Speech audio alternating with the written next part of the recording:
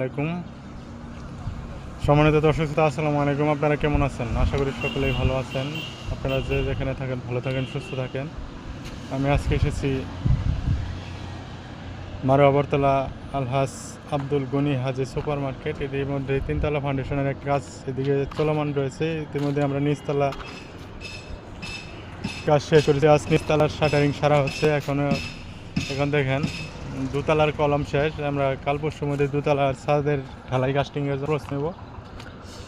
আপনাদের কাছে আমি যে কথাটি বলতে চাইছি সেটা হলো, এই তিনতলা ফাউন্ডেশনের এই হাজি সাহেবের বাড়িটি, এটি ভাড়া দেওয়া হবে অফিস বা এনজিও, ব্যাংক ইত্যাদির জন্য ভাড়া দেওয়া হবে। আপনারা যারা ইচ্ছুক অবশ্যই মারোয়া বরতলা আলহাজ আব্দুল গনি সাহেবের সাথে যোগাযোগ করবেন। এই বলে আমি আমার কথা এখানে শেষ করছি। আসসালামু আলাইকুম।